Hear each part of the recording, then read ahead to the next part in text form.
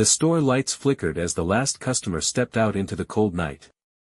The automatic doors slid shut with a tired mechanical sigh, and Maya exhaled like she'd been holding her breath all day. Her shift had started at noon. It was almost midnight now. 12 straight hours on her feet, dealing with impatient customers, spilled coffee, rude comments, and the usual ignorable cruelty of the world. She reached up and flipped the sign from open to closed, her reflection faint in the glass. Outside, the parking lot was nearly empty. A single broken streetlight buzzed near the far end, bathing everything in a dull orange glow. Her bus wouldn't arrive for another 40 minutes. That meant waiting. Alone. Maya began counting the register, fingers moving fast from muscle memory. Her mind drifted, as it often did at this hour, to her mother. To the hospital bills. To the eviction notice folded inside her backpack like a quiet threat. She swallowed and kept counting. That's when she heard laughter. It came from outside first. Deep, careless laughter. Then the crunch of gravel. Maya's shoulders stiffened. Through the glass doors, she saw 4 silhouettes approaching from the darkness. All men. Big. Hoodies pulled up. One kicked an empty soda can across the pavement. Her chest tightened. The store was closed. They shouldn't be coming inside. She quietly slid the cash drawer back into the register and locked it, then glanced toward the small security camera above the entrance. It blinked red. Recording. The men stopped in front of the doors. One pressed his face against the glass and cupped his hands to peer inside. "Hey! We're not done shopping," he shouted, grinning. Maya forced her voice to stay calm as she stepped closer, keeping the counter between them. "Sorry. We're closed." Another one stepped forward, banging his palm against the glass. "Open it. We just need one thing." "We open again at 6 in the morning," she said. They looked at each other and laughed. One of them leaned down and read the sign dramatically. "Closed," he mocked. "That's cute. Didn't your mama teach you manners?" Maya felt her pulse racing. She took a step back. "Please leave. I'm calling security." "Security?" another one repeated, amused. "It's just you here, sweetheart." That was when the first one yanked on the door. Locked.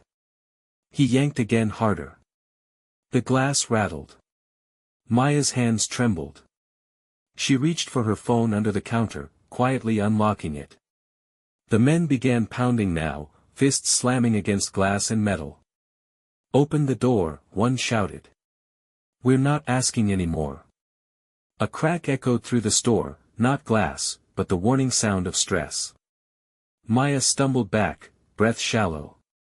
She hit the emergency call button taped under the counter that dialed directly to the police. It rang. The men saw her panic and it energized them. One ran to the side and grabbed a metal trash can, swinging it into the window. The glass spiderwebbed but didn't shatter. "Guys, stop," Maya cried. The line connected. 911, what's your emergency?" "They're trying to break in," Maya whispered, voice shaking. "Please hurry." The men heard her. One of them smiled slowly.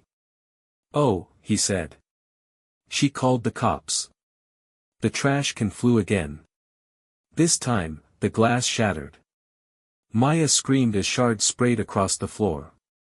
She stumbled backward, slipping, falling hard near the back of the store. Her phone skidded away from her hand. "Run," the operator shouted through the speaker. "Get somewhere safe." The men climbed through the broken window laughing, crunching glass under their boots as if this were a game. "She's back there," one yelled. Maya crawled toward the storage room, tears blinding her. The door was only a few feet away, but a hand grabbed her ankle. She kicked wildly. "Please. Please don't." They dragged her back into the open. One shoved her against the counter so hard she tasted blood. Another leaned in close. "You should have just opened the door." Their laughter was loud, careless, ugly. Outside the store, across the street, a black SUV sat idling in the shadows. Inside the vehicle, a man lowered his phone slowly. He had been watching the entire thing. And he had already called for backup. The laughter echoed too loudly in the small store. It bounced off the shelves, the broken glass, the ringing panic in Maya's ears. She struggled against the hands pinning her to the counter, her palms scraping against spilled candy and shattered bottle fragments. Every breath felt sharp and forced. Outside, distant sirens wailed, far away, too far. One of the men lifted the trash can and dropped it beside her head with a violent crash. "Stop fighting," he said calmly, like she was a child having a tantrum. She squeezed her eyes shut. Across the street, the man in the black SUV stepped out into the cold. His shoes touched pavement silently as he crossed the road, his movements deliberate. He didn't rush. He didn't hesitate. His phone was no longer in his hand. His eyes were fixed on the shattered storefront. Inside, one of the men grabbed Maya's hair and yanked her upright. She cried out as her scalp burned. "You think you're better than us?" he asked. "Closing on us like that?" "I was just doing my job," she sobbed. "Please. I don't have anything." Another man went behind the counter and started pulling open drawers, knocking over cigarettes, grabbing candy bars, spilling coins onto the floor. "Looks like we're taking payment then." Her attacker shoved her down again. "Maybe we'll take more than that." The words froze her. The man in the SUV reached the sidewalk. A customer bell chimed softly as the front door opened. All four men turned. A tall figure stood in the doorway, framed by broken glass and flashing blue and red reflections now growing brighter on the street behind him. His voice was low, steady, almost bored. "Step away from her." For a second, nobody moved. Then one of the men laughed. "You lost, old man. This store's already closed." The man took one step inside. His face remained emotionless. "Last warning." Maya stared at him through tears. He wasn't dressed like a cop. No uniform. Just dark clothes. Calm. Controlled. His eyes never left the men. One of them pushed Maya aside and advanced toward him. "You gonna stop us?" The answer came fast. The stranger moved with terrifying precision. One hand deflected the punch. The other struck the man's throat. He collapsed instantly, gasping, choking on air that wouldn't come. The room exploded into chaos. Another attacker rushed him from behind. The man pivoted, slammed him into a shelf so hard it shattered. Glass and soda burst everywhere. The third pulled a knife. Maya screamed. The blade flashed. The stranger caught the attacker's wrist mid-swing and twisted. Bones cracked. The knife hit the floor. The man fell howling. The last one tried to run. He didn't make it 2 steps before a heavy object came flying, the trash can, smashing into his back and dropping him hard against the door.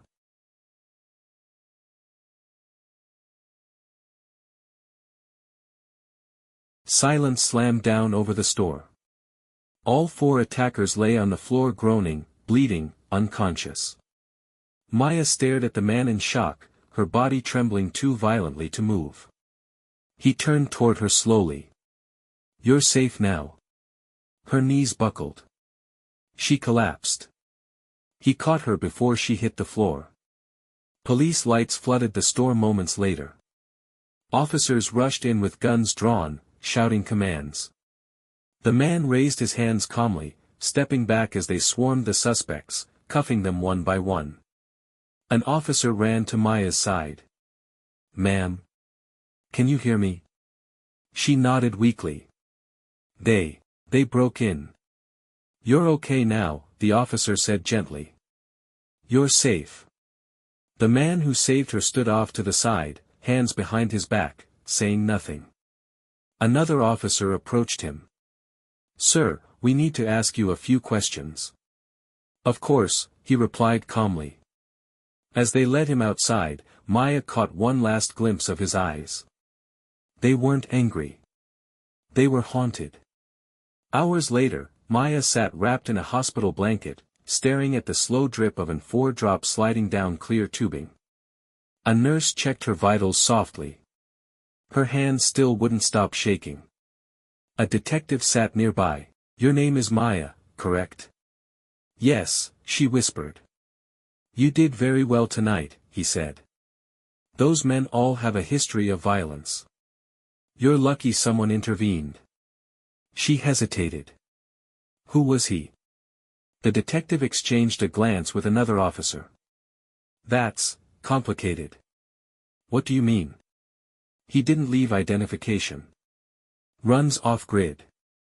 He didn't even wait to be thanked. He gave a statement and disappeared before we could stop him." Maya frowned. "But he saved my life." "Yes," the detective said quietly. "And that's not the first time." 3 days later, the store reopened. The glass had been replaced. The counter repaired. Nothing looked broken anymore, but everything felt different. The silence felt heavier. Maya stood behind the register again, flinching at every sound. Her hands still ached. Her sleep was filled with glass and laughter and footsteps chasing her down endless aisles. That night, near closing, the bell chimed again. Her heart jumped. But it wasn't danger. A woman stepped inside. Middle-aged. Well-dressed. Calm eyes. She placed a folded envelope on the counter. "For you," the woman said gently. "From who?" Maya asked. The woman smiled. "From the man who said you deserve a better future than fear." Maya opened the envelope with trembling fingers. Inside was a check. Her breath caught. The number on it was more money than she had ever seen in her life. And a note: "You didn't fail that night. You survived. Let this help you live." Tears streamed down her face. "Who is he?" she whispered. The woman paused at the door. "Someone who lost a daughter just like you, once." The bell chimed as she left. Maya stood frozen. Somewhere in the city, the man watched silently from far away. And for the first time in years, he allowed himself to breathe.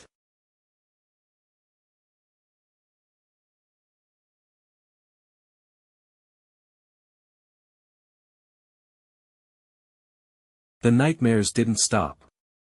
Even weeks later, Maya still woke up gasping for air, feeling phantom hands on her arms, hearing laughter echo through the narrow aisles of the store. Sometimes she dreamed of glass raining from the ceiling. Sometimes she dreamed of a faceless man standing in shadows, watching her without speaking. The check paid the hospital bills. All of them. It paid the overdue rent. It even left enough for her to move to a safer neighborhood. But what haunted her most wasn't the money. It was the man. She couldn't stop thinking about his eyes. Haunted. Familiar. As if he'd already lived through the worst thing imaginable, and survived only in body. The police kept their word. The 4 men were charged with attempted murder, armed robbery, and assault. Their faces appeared on the news. 3 of them smirked in their mugshots. One didn't. The one who'd grabbed her hair. His name was Carter Voss. And that name changed everything. The letter arrived on a Monday. No return address. No stamp. Just slipped under her apartment door. Inside was a single sentence written in neat black ink: "You weren't supposed to live." Maya dropped the paper as if it burned her. She tried to tell herself it was a sick prank. Some twisted troll online. But her hands wouldn't stop shaking. The timing was wrong. Too precise. Too personal. That night, she didn't sleep at all. The following evening, as she walked home from her new job at a bookstore across town, she heard footsteps behind her. Slow. Measured. She sped up. So did they. Her heart slammed against her ribs. She turned the corner quickly, and slammed straight into a solid chest. Strong arms grabbed her shoulders before she could scream. "Easy," a familiar voice whispered. "It's me." It was him. The man from the store. He pulled her into the shadow between two buildings. Her lungs felt frozen. Her mind screamed both fear and relief at once. "You shouldn't be here," she whispered. "They sent me a letter." "I know," he said calmly. "That's why I'm here." She stared at him. "You've been watching me?" "Yes." "That's not comforting." "It's necessary." Before she could respond, movement flashed at the end of the alley. A figure stepped into the streetlight. Then another. Then a third. "They found you faster than I hoped," the man said quietly. The figures advanced. One raised a gun. The man shoved Maya behind him. The gun fired. The world exploded into sound. They ran. Down fire stairs. Over trash-strewn roofs. Through abandoned construction zones and narrow streets soaked in neon and rain. Bullets shattered brick behind them. Maya's lungs burned. Her legs screamed. She tripped, and he caught her again. "Why is this happening?" she cried as they ducked behind a concrete barrier. "Because Carter Voss didn't break into that store for entertainment," he replied grimly. "You were the target." Her breath cracked. "Why?" The man looked at her hard. "Because of your last name." Her stomach dropped. "My last name is nothing. I'm nobody." "No," he said quietly. "You're the only living daughter of Elias Mercer." The name struck like thunder. Her world tilted. "That's impossible. My father died in a car accident." He shook his head once. "Your father was executed." Another gunshot hit inches from his head. He fired back with brutal efficiency. They fled again. They hid in the ruins of an old church near the river. Rain dripped through the broken roof as helicopters thundered faintly in the distance. Maya collapsed against a wall, shaking. "I don't understand. Who would want me dead? Why now?" The man finally sat across from her. The shadows creased his tired face. "My name is Daniel," he said. "I was your father's security director." Her throat closed. "You watched him die." "I failed him," Daniel said quietly. "And I've spent every day since trying to atone." She choked on tears. "Tell me the truth." He exhaled slowly. "Your father discovered an underground financial network laundering billions through shell companies tied to weapons trafficking and human trafficking. He planned to expose it." She whispered, "So they killed him." "Yes." "And you?" "I was supposed to die with him." Her blood ran cold. "Then why am I still alive?" "Because your father erased you from existence the night before his execution," Daniel said. "New identity. New name. New address. He never told anyone where you went." Her chest trembled violently. "Then why now?" Daniel's jaw tightened. "Because one person survived the purge. The man who ordered his death." "Who?" she whispered. Daniel met her eyes. "Victor Hale." The name buzzed in the air between them like a curse. "The men who attacked you were subcontracted through 3 layers of criminal networks," Daniel continued. "But Carter Voss left a trail. I followed it back to Hale's organization." Maya shook uncontrollably. "So they were sent to kill me, at a convenience store." "They failed. And now they won't stop," she whispered. "No," Daniel said. "They won't." 2 days later, Carter Voss was found dead in his holding cell. Apparent suicide. Maya knew better. The night after the news broke, sniper fire shattered the window of her temporary safe house. She and Daniel escaped through fire and smoke. The hunters were closing in. They fled the city. North. Mountains. Remote roads where no streetlights followed them and the sky swallowed everything. Daniel drove for hours without speaking. Maya stared at the blurred darkness beyond the windshield. At dawn, they reached a secluded compound hidden inside a canyon. Men emerged from concealed doors. Armed. Silent. Disciplined. Daniel finally spoke. "This is what's left of my people." Maya stepped out cautiously. "You have an army. I have survivors." Inside the compound, walls were lined with photos. Faces. Names. Dates. All marked deceased. One wall had only one photo. Her father, Elias Mercer. Maya collapsed to her knees. "They didn't just kill him," Daniel said. "They erased him. Just like they tried to erase you." She touched the glass softly. "Then what happens now?" Daniel's eyes hardened. "Now," he said, "we end this." That night, Victor Hale made his first mistake in years. He ordered the final sweep. Every remaining trace of Elias Mercer's bloodline was to be wiped clean. He believed Maya was still just a terrified cashier. He didn't know she now stood in the center of a war he once thought buried. And for the first time since her life shattered, Maya stopped running. The training began at sunrise. Maya stood on the canyon ridge, the cold wind slicing through her jacket, her breath fogging the air. Below her, the compound came alive with quiet purpose. Armed men moved in coordinated patterns. Vehicles rolled into place. Radios crackled with coded chatter. Daniel stood beside her. "You don't have to do this," he said softly. She didn't look at him. "They took my father. They tried to take me. I'm done being afraid." He studied her face and nodded once. "Then I'll teach you how to survive the right way."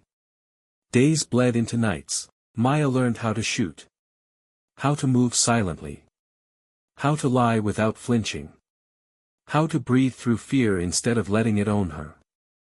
Every bruise, every blister, every failure sharpened her resolve. The nightmares changed. She no longer dreamed of running. She dreamed of standing. Victor Hale watched the city from a glass skyscraper that rose like a blade into the clouds. Power hummed through every inch of his life. Money answered his every question. Men died with a whisper from his lips. He believed the last thread of Elias Mercer's bloodline had already been cut. He was wrong. The first strike came without warning. 3 of Hale's offshore accounts vanished in a single night. Digital ghosts wiped billions clean. Panic rippled through his financial network. The second strike took flesh. One of his lieutenants disappeared on a private jet over international waters. No wreckage.